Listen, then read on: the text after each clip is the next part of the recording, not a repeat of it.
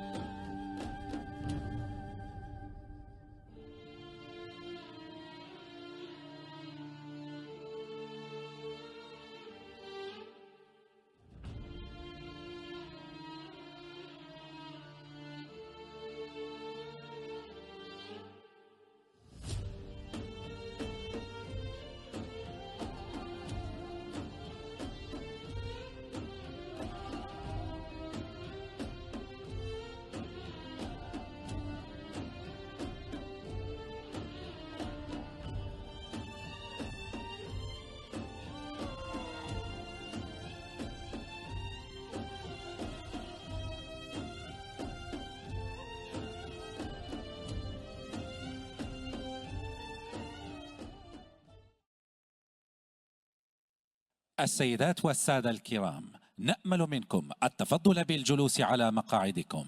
سنبدأ الآن. Ladies and gentlemen, please take your seats. We are starting now.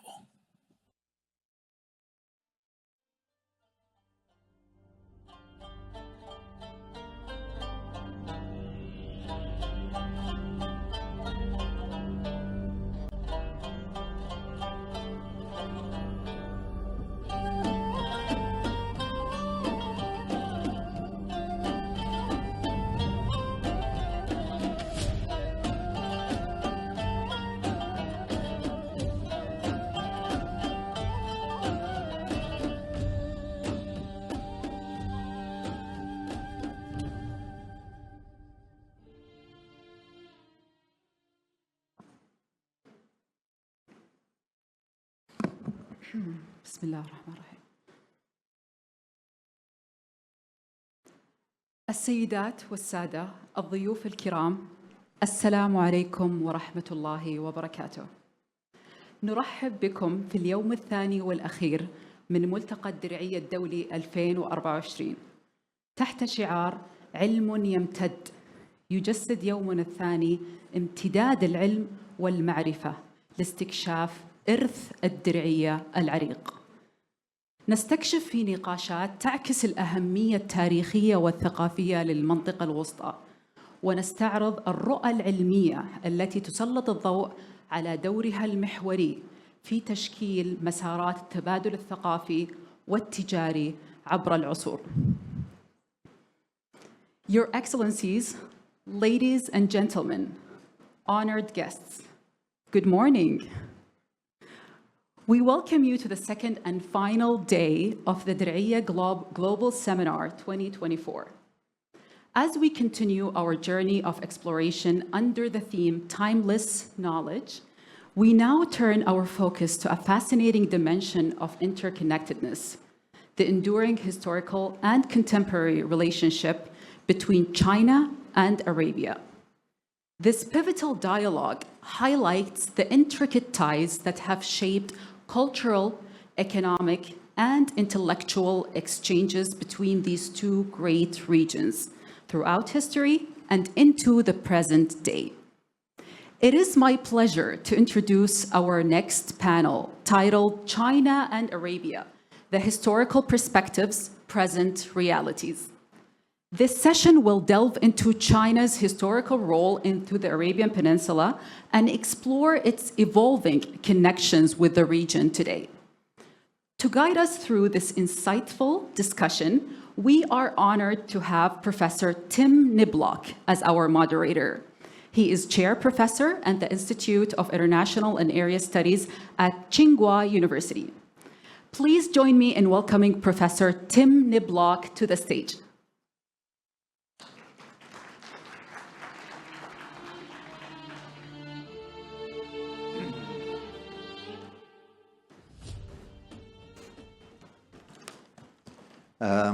شكرا دكتورة جيهان. صباح الخير يا جماعة. مرحبا في هذه الجلسة. So let me first mention the languages in which we are going to proceed today.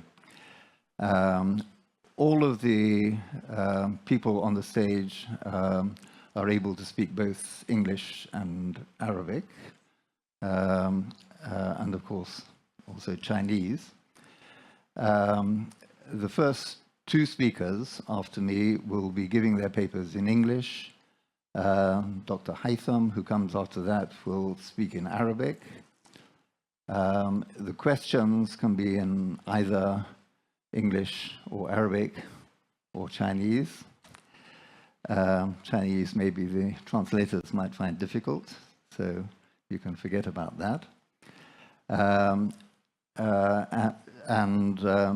Yeah, so that's as far as the languages are concerned. So just a bit of background, a concentrated background to the people on our panel. Three of us, myself and the two Chinese speakers, have all worked together very closely in the Institute for International and Area Studies at Tsinghua University in Beijing.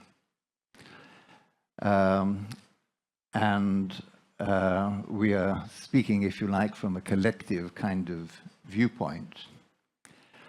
I should mention, to put this in context, and for anyone who wants to know a bit more background, that area studies in China at the moment is a tremendous growth point.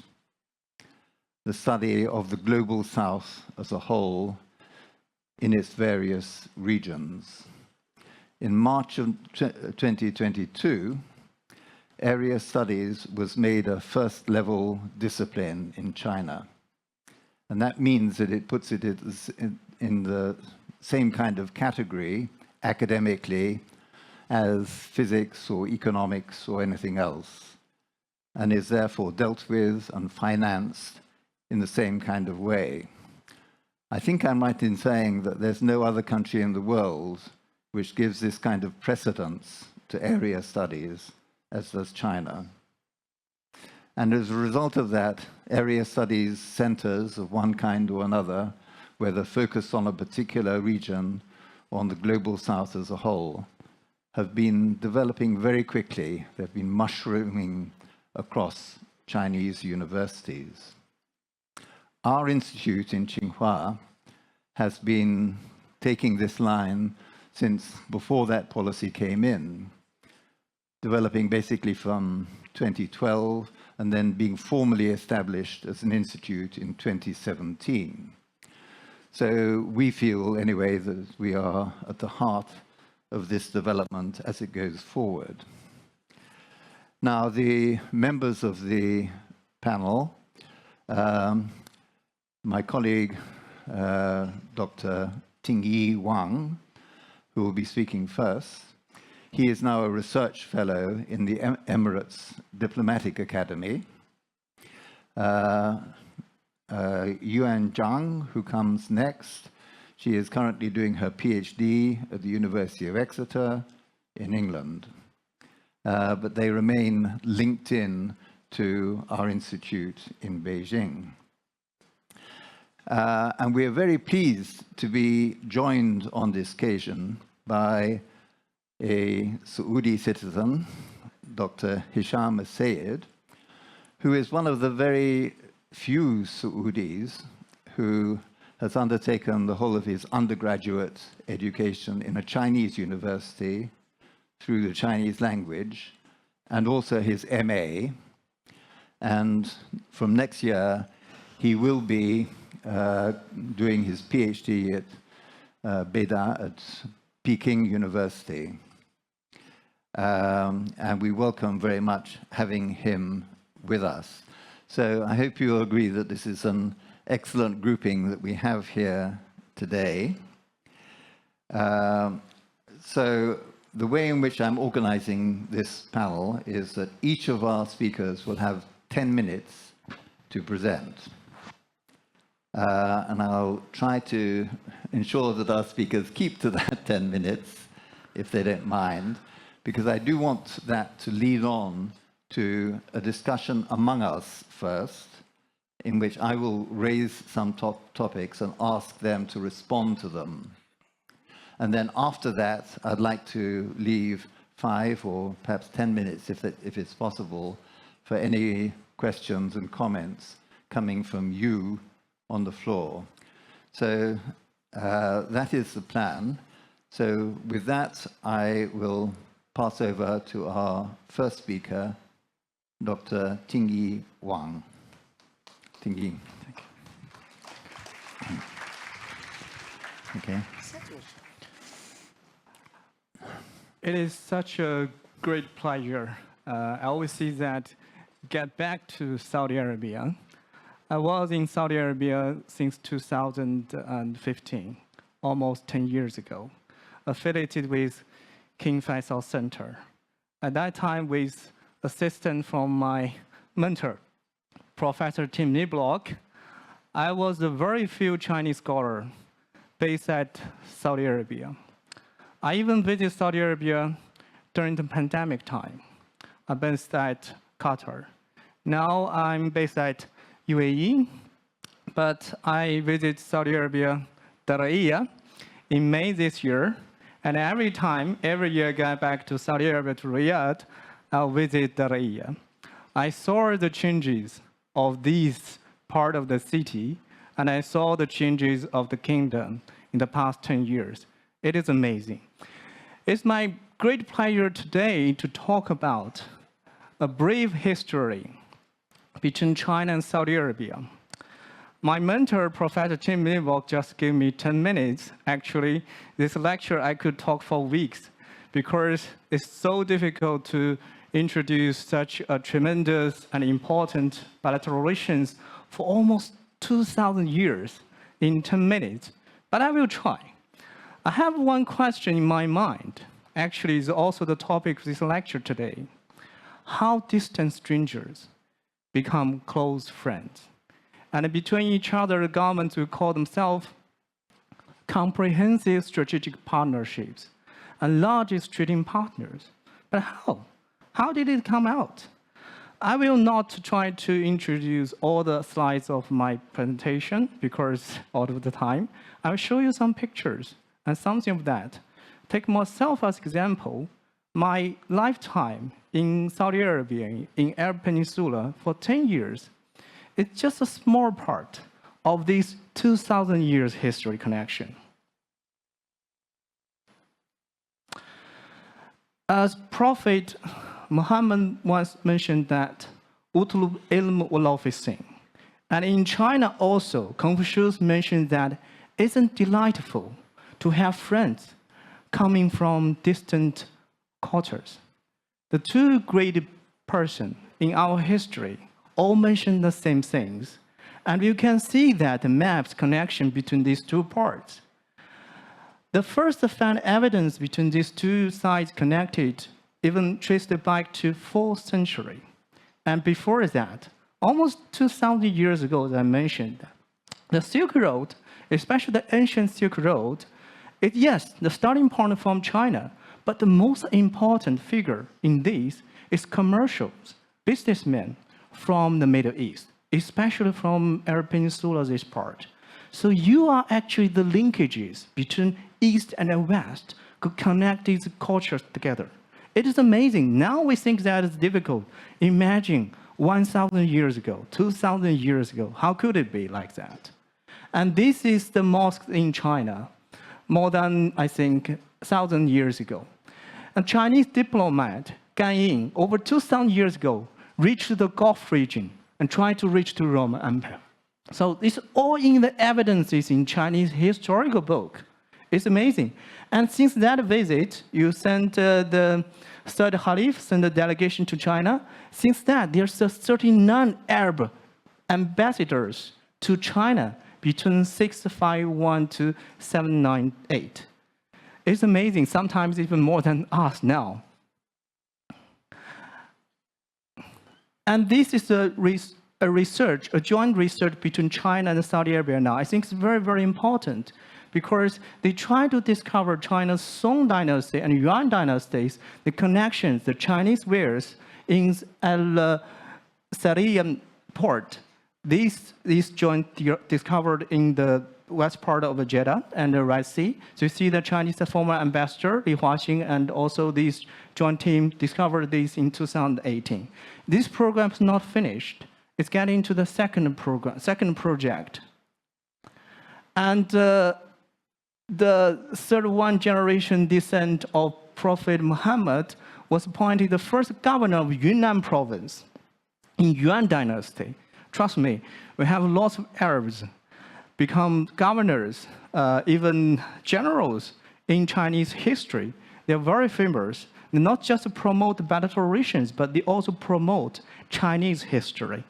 And also Zheng He, very, very famous. He's also Muslim. He's also a descendant of this Said. So you can see that this long history, one by one, these key figures put these two parts together. And of course, we all forget one part that if you just refer to China, also Taiwan part of China, that Taiwan has part of the King Faisal visited Taiwan at that time. So even during the Cold War, even during that time, Saudi Arabia still have very strong connection with the Chinese, not just in China, but also mainland China at that time. And of course, after that, this strategic relationship happened. People now all talk about business between China and Saudi Arabia, but remember, our relationship with PRC, with Beijing side, started before commercial part. That is the military part, even before the diplomatic recognition. This is amazing part to set a foundation for these two countries. And now this is developing very quickly, this commercial part of that. This is a view from American colleagues to do the support in Saudi Arabia, how you view these great powers, how they view these people. And China, no doubt, is the number one. And of course, now you have lots of cooperation, but also with lots of pressures. You also have some challenges, but I believe that both sides will move on, like what they did in the past 2,000 years. Okay, very brief introduction. That's my presentation. I control it within 10 minutes, hopefully. And I do want to listen to my colleagues to further my presentation. We will discuss others like after Tang dynasty and later like that. Thank you. Thank you very much. Thank you.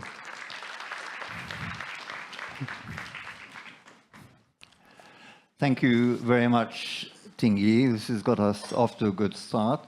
Part of the idea of these presentations is it gives you a taste of our interest and our specialization. So I hope it's raising a lot of topics which you will want to go into. The next speaker, Yuan Zhang, is going to cover a large time span between the early centuries CE and the 1800s in terms of the maritime connections and the maritime chain relationship. Yuan.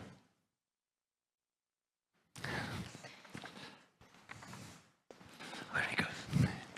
Well, good morning, everyone. It's a great privilege to be here and to introduce myself and to give a very short speech today on the rich history and intersections between the Arabian Peninsula and ancient China, the great two ancient civilizations, before they the time of the discovery of age, which means the rise of the Western or the European hegemony. I would say this history has been quite underrated because that happened before the coming of the European on the sea, the Portuguese. So it's been underrated and it's been very less recognized, but it's of great significance for our understandings of Arabian and China relations, considering the rising and prosperous relations between the two regions nowadays. So, although the Arabian Peninsula and China are like geographically distant from each other, like positioned at opposite ends at a large continent, history has brought us to a very deep connection between these two great civilizations, and that was before the 16th. So today I would focus on a period, almost a millennium, like 10 centuries, from the rise of Islam in the early 7th century to the 16th century of the Age of Discovery. The Arabian Peninsula, from which Islam was carried in both directions, is bound on the west by the Red Sea and on the east by the Gulf. As long as the center for the empire remained on the peninsula, both waterways were equally functional, with the Arabs, Egyptians, Persians newly unified under the common rule and ideology of Islam. The Gulf and the Red Sea ceased to be rival routes but became two arms of the same area.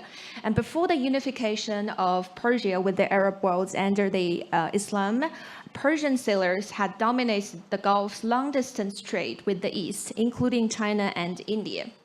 But under a unified Islamic caliphate, Al-Umayyah, the Arabs became equally active participants. And also at the same time, China was unified under a prosperous dynasty. It was Tang Dynasty, as was introduced in detail by my colleague, Dr. Tingyi Wang, just now.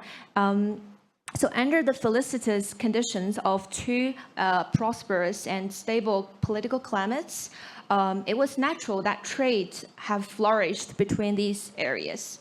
So 100 years after the establishment of Baghdad as the capital of the Islamic Empire, a remarkable document was written by Suleiman al-Merchant that detailed the extent to which Arab and Persian sailors exiting the Gulf had become at home in the Arabian Sea, the Indian Ocean, and even in the South China Sea. And direct sea voyages between the Gulf and Chinese coast prospered during the Song Dynasty, which was corresponding like 960 to 1279. Since two primary documents in Chinese give very clear evidence of regular visits to Chinese ports by ships from Western Asia, which is nowadays Arabian Peninsula, during those times. So we have an early 13th century document written by a person called Zhao Rushi, who was the Chinese official whose job was to grade and kind of like to supervise the foreign sailors to the treaty ports in south of China. So it's called Zhu Fan Zhi, and that also includes Arabs from Mesopotamia entering a Chinese treaty and doing various kinds of trades and exchanges. And the second one is based on the biography of the late 13th century. It's a Chinese agent from Arab Muslim descent, whose name is Pu Shougeng, who was in charge of foreign trades in Quanzhou, Zaitun, as is known in Arabic, in Fujian during the transition from Song to Yuan dynasty. It is worth noting that the Chinese Muslim, this guy was not an isolated case, because Muslim communities were very powerful in the Mongol Yuan dynasty, which can also trace in Marco Polo's travel, his description of the Muslim governor Ahmad in Hanbalik, and all descriptions of the major port cities in China include references to interior quarters that they occupied. And So it's worth noting that Yuan also it was established by the Mongol under the nomadic tribes. It was the sea trade in that back then it was prosperous. It was like the highest time in the whole Chinese history, ancient Chinese history. And now the history has come to the Ming Dynasty, and that was like 1368 to 1644. And the economic policy back then produced contradictory effects on maritime trade, because the first emperor was an orphan of peasants, origins, who felt suspicious of traders, bankers, and even the institution of money. So his administrative reforms were accompanied by an official discouragement of foreign trade and of the use of silver as money.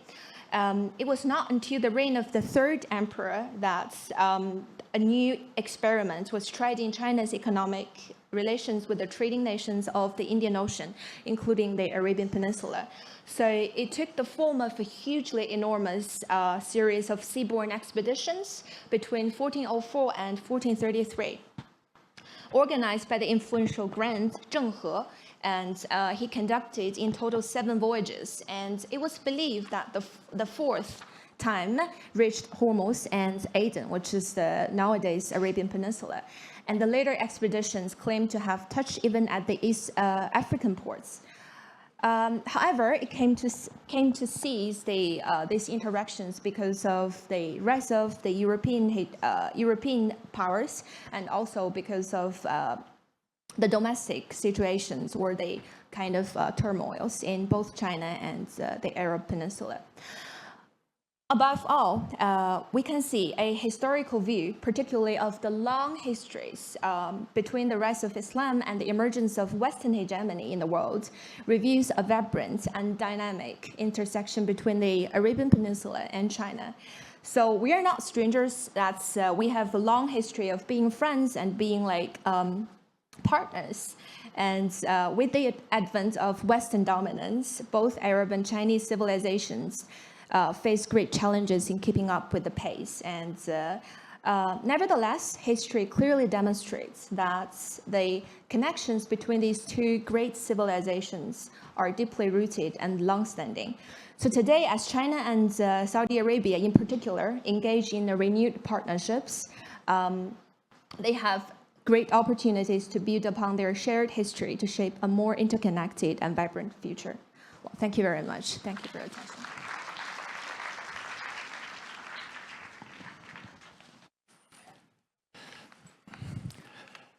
Thank you very much, Yuan, for that wonderful coverage of history. There is one thing actually which I'd like to emphasize, because I want to come back to this later in the discussion, and that is the voyages of Zheng He to the Indian Ocean and right across to East Africa in the early 15th century. The ships which were part of that fleet were much larger and much better equipped and much more knowledgeable in terms of navigation than the European ships which were to come into the area a century later. The biggest ships in Zheng He's fleet were between 3 and 4 times longer than those of Vasco da Gama when he rounded the Cape and came into the Indian Ocean. They were about 3 times as tall, and they carried about 5 times as many men. And so this presence of this fleet in the Indian Ocean was tremendously important at that time. And it looked as if China was well placed to become the dominant power, if you like, in the whole Indian Ocean until the change of direction from within the Ming Empire. So with that, if we can now go on to Dr. Haytham.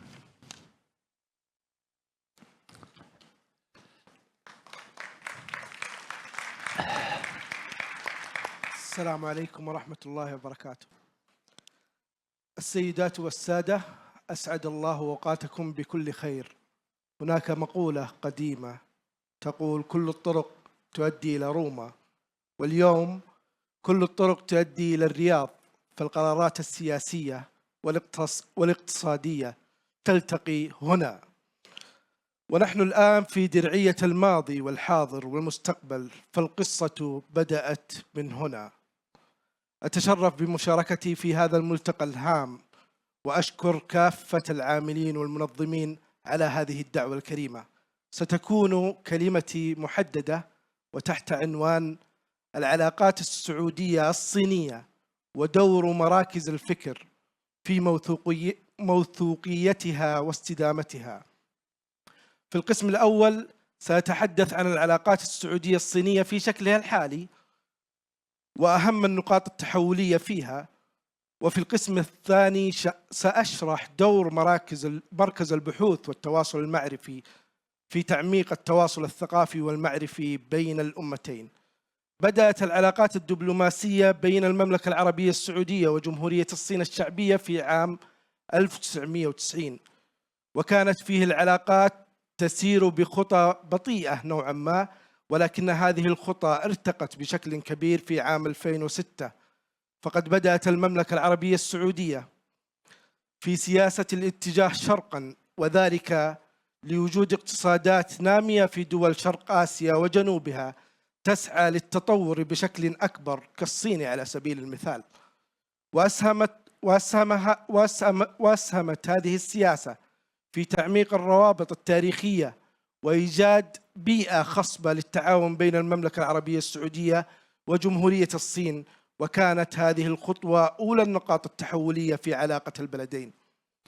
شهدت السنوات الماضية في الشرق الأوسط تحولاً في السياسات الخارجية لدولها، وقد بدأت بعض الدول في تعميق مزيد من العلاقات مع الصين وخلق بعض التوازنات بين علاقاتها مع الصين من جانب وعلاقاتها مع الولايات المتحدة من جانب آخر، مما يعني أن دول المنطقة قد بدأت بتوجيه بوصلة سياساتها الخارجية لتتماشى مع الوضع الحالي الذي أضحت فيه الصين لاعباً هاماً على مسارح السياسة العالمية.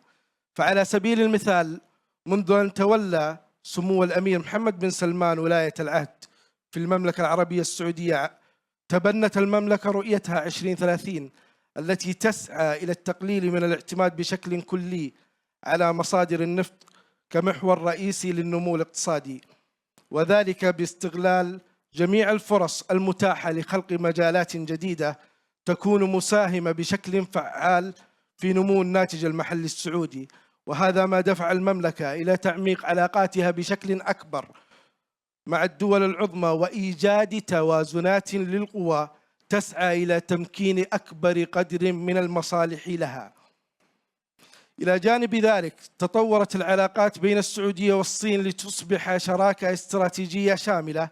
فخلال زيارة الرئيس الصيني شي جين بينغ للمملكة عام 2016، أعلن الجانبان عن ارتياحهما لتعميق العلاقات بين البلدين إلى مستويات أكبر من ذي قبل، كما أن الملك سلمان بن عبد العزيز زار الصين في العام التالي.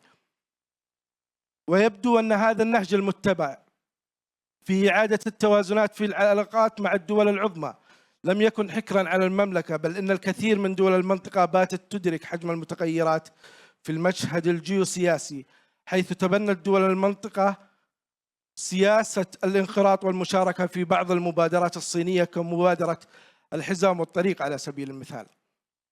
ومن ناحية أخرى، جذب تكتل بريكس دول الشرق الأوسط، حيث وجهت الدعوة لبعض دول المنطقة للانضمام للمجموعة التي تضم روسيا والصين والبرازيل وجنوب أفريقيا والهند، وقد شاركت بعض الدول في قمة قازان الشهر قبل الماضي.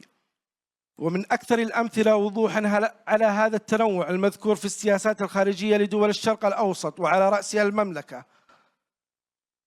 ذلك الاتفاق الذي أبرم بين السعودية وإيران بوساطة صينية، حيث يعد الاتفاق انتصاراً دبلوماسياً كبيراً للصين في المنطقة. هذا ما يخص الجانب السياسي. أما على الجانب الثقافي، فقد كانت زيارة سمو ولي العهد الأمير محمد بن سلمان للصين في فبراير 2019 من أهم النقاط التحولية في العلاقات الثنائية بين البلدين ثقافياً. فخلال الزيارة أعلن عن إدراج اللغة الصينية في المملكة، واستمر البلدان في تعميق هذا الجانب. فقد كانت السعودية ضيف الشرف في معرض بكين للكتاب في هذا العام، وستكون الصين ضيف الشرف في معرض الرياض للكتاب في العام القادم. وأعلن الجانبان مؤخرا عن أن العام القادم 2025 سيكون العام الثقافي السعودي الصيني، وذلك بمناسبة مرور 35 عاما على تطبيع العلاقات بينهما. وهذا ما يدفع بالعلاقات إلى أن تصبح أكثر استدامة وموثوقية.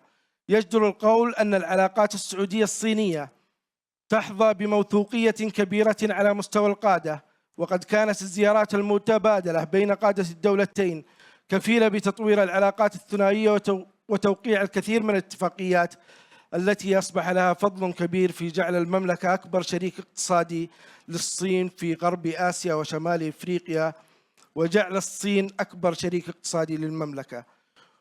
وفيما يخص مراكز الفكر، فمنذ تأسيس مركز البحوث والتواصل المعرفي في عام 2016 أولى المركز اهتماما كبيرا بالصين، وأصبح خلال فترة وجيزة رائدا في تعميق العلاقات السعودية الصينية في مجالات البحث والمعرفة والتواصل. ولعل الصداقات القديمة والتراكم المعرفي جعلت من هذا الصرح محط تقدير. فعلى سبيل المثال تربط سعادة رئيس المركز البروفيسور يحيى محمود بن جنيد صداقات قديمة مع قامات علمية صينية، حيث أسهمت هذه العلاقات في توقيع الكثير من اتفاقيات الشراكة بين المركز وشركائه في الصين. كما سعى المركز منذ يومه الأول إلى استقطاب الكفاءات السعودية الدارسة في الصين والتي تجيد اللغة الصينية بطلاقة، وتمكينهم ليصبحوا اليوم باحثين يشار لهم بالبنان. وللمركز في تعامله مع الصين قيم أساسية، وأهمها التواصل مع المؤسسات الصينية المختلفة بشكل مباشر ودون وجود وسيط. يتوزع عمل المركز على عدة مشاريع، ومن أهمها المشروع السعودي الصيني لترجمة الأعمال الكلاسيكية والحديثة، والذي يسعى إلى إنجاز ترجمة 20 كتابا من الكتب السعودية إلى اللغة الصينية، وترجمة 20 كتابا من الكتب الصينية إلى اللغة العربية، وقد أنجزنا جزءا كبيرا من هذا المشروع. وفيما يخص المؤتمرات والندوات وحلقات النقاش، فقد أقام المركز الكثير من هذه الفعاليات، واستقبل عشرات الوفود من مؤسسات علمية ومراكز بحثية. وعلى الجانب الآخر فإن المركز يعد رائدا وسباقا من بين مختلف المراكز الفكرية على طاولات النقاش الصينية، لأن باحثي المركز اعتادوا الذهاب إلى الصين بشكل دوري والمشاركة في الفعاليات الصينية المختلفة. وبما أن المركز يسعى إلى الاستثمار في الكوادر البشرية، فقد تم ابتعاث نخبة من باحثيه لإكمال برامج الدراسات العليا في الجامعات الصينية.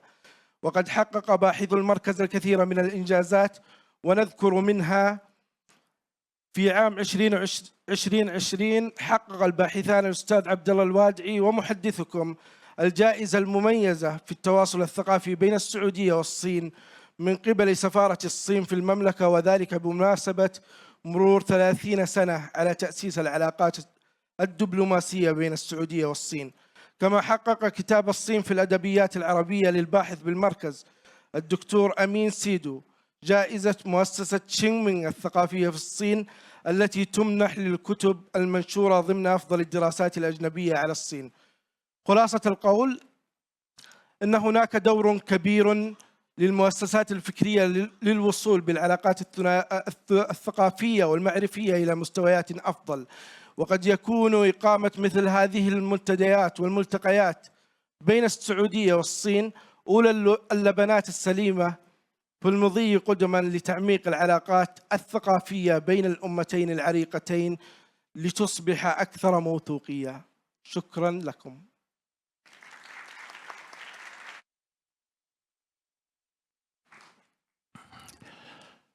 Thank you, Dr. Haitham. We're lucky to have you with us. Now we go on to a stage which I think probably our speakers are rather dreading. That is when I put to them a question which is unexpected and ask them to respond to it immediately. And the question which I'm going to put to them is about the linkages between the past and the present and indeed the future. Now, after Yuan Zhang had spoken, I brought out a bit myself about the importance of the voyages made by Zheng He in the early 15th century. And I think that stage in history is tremendously interesting.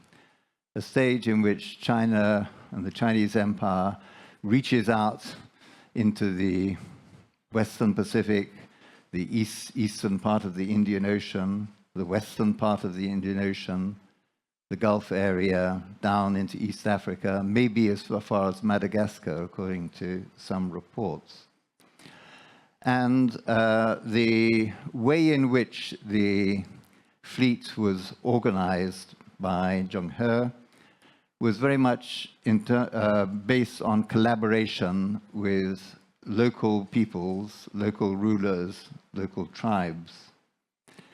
One should not idealize this too much, because in fact in Indonesia there was quite a lot of violence used. But as a whole, and especially the further west one goes, it was a collaborative relationship which Zheng He was established, a collaborative trading relationship and also a human relationship. You could say it was a win-win relationship.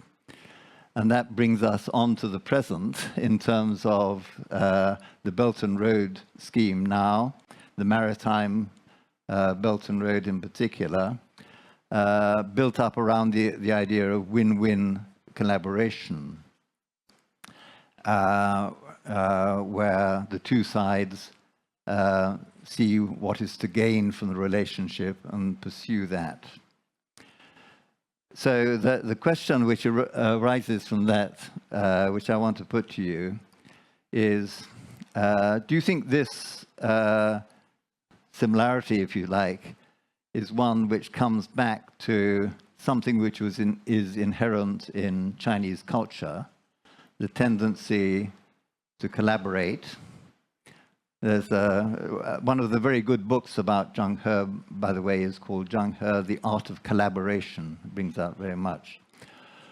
Or actually, if you look back to that time, of course, one could say that Zheng He was doing something rather similar to how European colonization began, that it began with a certain amount of collaboration and went on from there when need be to something which was forceful and imperial. So I'm sorry to spring this question on you. No, I'm not sorry, actually. I'm rather pleased, because it would be interesting for me and hopefully for the audience to consider this question of the link between history and the present. So I'm going to do it in the same order again. If we can start with Ting Yi. By the way, if any of you just don't want to respond to it, you can do that as well. But okay, Ting Yi. You can do it sitting, yeah. Thank you, Professor Tim Block. I do appreciate your link, the history, present, and future, which if we review the history between Arab Peninsula with the East and West, you find out that the golden time at the birth time of Islam, and then it has some connection with China at that time. Tang Dynasty is the most promising empire in Chinese history. So this overlaps, this connection. And then again, you mentioned the Zheng He time, the Ming Dynasty. The Chinese fleet from Quanzhou, from east coast of China, to the Gulf region, to Europe, to Africa. This amazing golden time happened again and again. I will see that now it's another golden time between these East and the Gulf countries. If you look at that, how many Chinese businessmen, companies, and you cannot imagine how popular now Saudi Arabia and all the Gulf countries now in China. You see the propaganda, you see the commercial, TVs, and people talk about this. They think you are a golden kingdom. This is in China. So some misunderstanding here, but this is the reality. But you also mentioned about future. What about future? I fully agree that the kingdom now launched the Chinese language programs. It's an amazing and ambitious program. This pave a way for the future. I'm so glad that we have many children here today. And in the past 10 years, I'm working on Gulf region. I study here, I learn a lot of here, I have friends here. And I see this rising, but the future is in the hands of them. So these children, they are important, not just language, but culture, economics, politics, all these things. Why not? You can try to learn more about your close friend in one way. And you mentioned these similarities or, Chinese intention in this region. Yes, there's lots of misunderstanding. I see that. There's a misunderstanding of Saudi Arabia, there's a misunderstanding of China. I still remember once Prince Turki at Faisal gave a talk at Tsinghua University, my former institute. He said that China and Saudi Arabia are always misunderstood. So it's our responsibility to clarify this thing. But exactly as you mentioned that, when Zheng He, at the 15th century, he led a fleet, lots of aircraft carriers, bigger than any other country. They didn't take a piece of land from here. They didn't take a slave of here. So this is what happened in history. And look at the situation now. I know that there's people talk about Islamophobia. They also talk about Chinaphobia. That China's ambitions, China want to take it. But look at the world map now. The conflict in Ukraine, the conflict in Gaza, but there's no conflict in East Asia. Why? People all talk about the potential conflict in this region, but no. China has a long time harmony ideology, which exactly peace in Islam. So I think that sometimes, because I have spent quite a long time here, so I sometimes find a similarity between these two great civilizations. And people are very kind. Sometimes we're so traditional because we take the history on our shoulders. But it's also a treasure. I think in this way that I think different civilizations, different cultures could coexist. And as a Chinese scholar, I sincerely hope that, at least from China's side, we will maintain this. We will be a constructive and peaceful forward in this world. So this is my personal understanding. Thank you, Tim. Thank you very much. So that comes down on the side of China's approach being something which is distinctive and which in a way links together the historical period and the present. Yuan, how about you? Yeah, I'll just say something very briefly about the Chinese culture or tradition on the emphasis of peace. So we have a saying goes like in Chinese, it's called 以和为贵, translated as the peace is the most precious. But I also want to emphasize that this is more like a choice of the community. It's not like we are born to be like someone who never fights or who have never have struggles or the turmoils inside. But I think it's more like a choice of a nation and a choice of the people. And also Chinese economy has, in history, has long been based in an agrarian economy. So that means they, compared to migration, compared to like the word conquer, they prefer to settle in where they have been living generations. I guess that's another reason why the Chinese, at least in history, tended to be cooperative, even if they were engaged in sea voyages to a long distance. Yeah, that's my understanding. Thanks for the question. Thank you very much, Yuan. So that goes along the same line. Dr. Haytham, would you like to say something? You don't need to. مش ضروري لكن إذا أنت عاوز تعمل تعليق. بالنسبة لي أن من أهم العصور الذهبية في طريق الحرير القديم هو عهد أسرة مينغ لوجود استقرار سياسي في منطقة وسط آسيا. فطريق الحرير بني من أجل الاستقرار السياسي. في الوقت الحاضر نرى هناك توافق كبير بين المملكة العربية السعودية وجمهورية الصين الشعبية، وذلك لوجود مشاريع تنموية. المشاريع التنموية تبحث عن الاستقرار السياسي. ممكن قراءة ذلك من خلال مبادرة السعودية الخضراء. السعودية لا تريد استقرار سياسي فقط داخلي، تريد استقرار في الشرق الأوسط كامل من خلال السعودية الخضراء والشرق الأوسط الأخضر. فالمشاريع السعودية التنموية تتجه أيضا للخارج، كما هو الحال بالنسبة للمشاريع التنموية الصينية ومشروع الحزام والطريق، والذي هو إعادة إحياء لطريق الحرير القديم. فيبحث عن الاستقرار السياسي، فوجد الصينيون شريك رائع وجيد وهو المملكة العربية السعودية لبناء استقرار في الشرق الأوسط. شكرا. Thank you very much. I think probably what you've heard from us this morning is a bit different from some of the perceptions which come from other sources, should we say.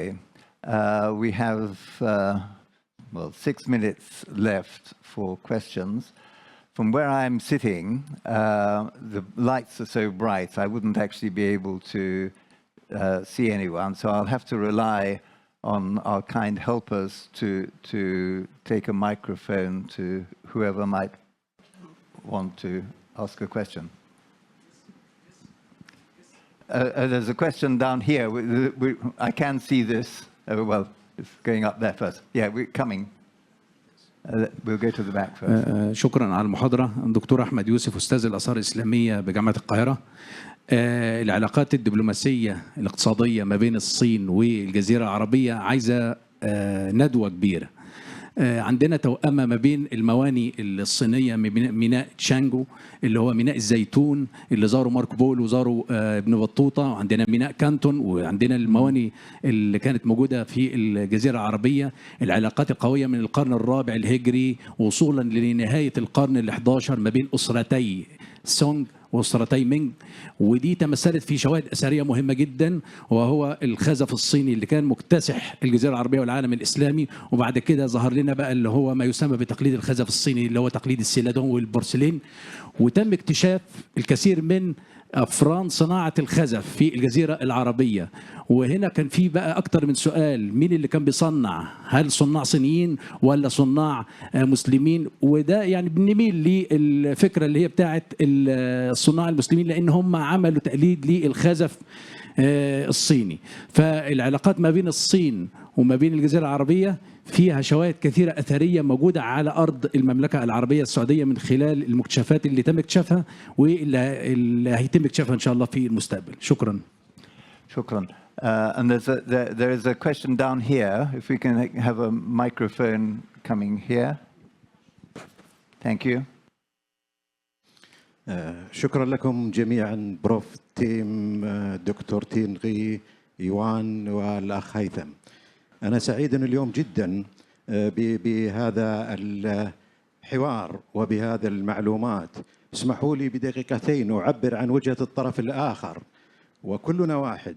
أنا مهتم بالعلاقات الصينية مع الجزيرة العربية في العصور الوسطى.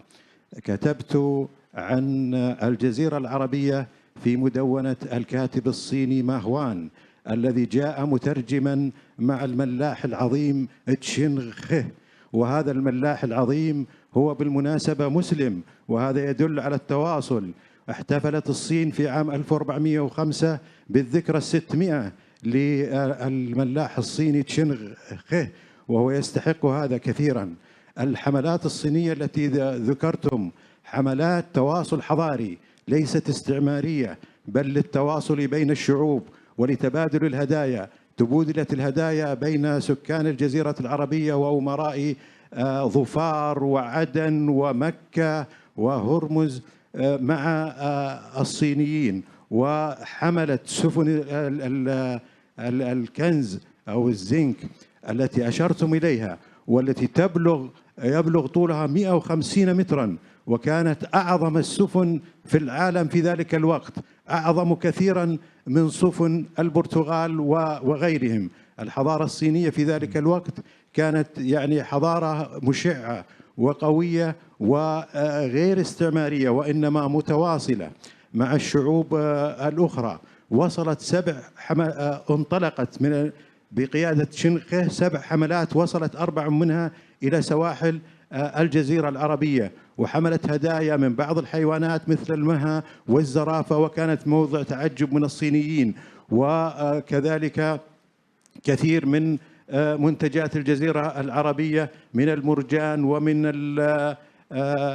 المنتجات الأخرى. الحقيقة أن يعني العلاقات مع الصين لها جذور بعيدة المدى، وتقوم على المساواة بين الطرفين والاحترام المتبادل بين الطرفين، ونحن نسعد يعني باستمرار مثل هذا التواصل، وشكرا. Thank you. Thank you.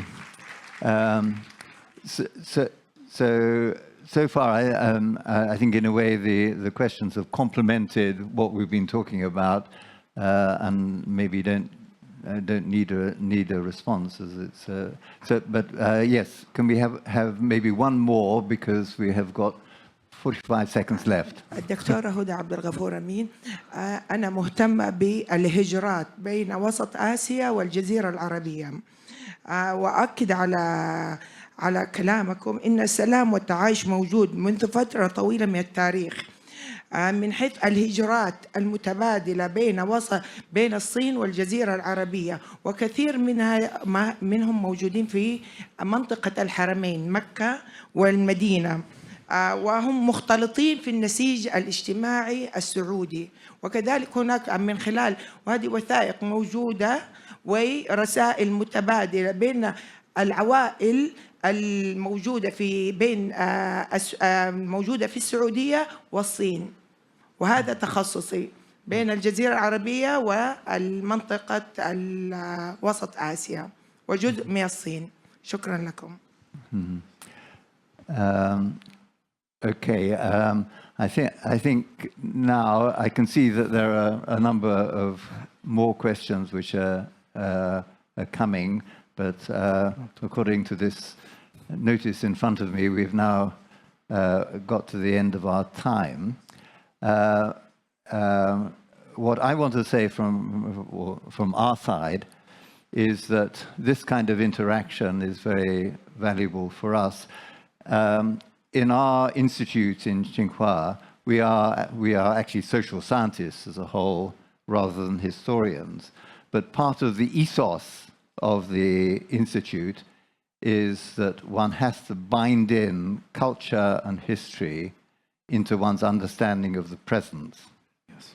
And I think that is a very important part of what our institute is all about, and the approach which is taken by all of our students and our research staff. So although we're not historians, this dimension, the historical dimension, is crucial to us. So with that, I would like to thank very much all of our speakers, and to the participants here as well, the questions which have been asked, and to assure you that if you would like any further interaction with us, we're here and very happy to interact.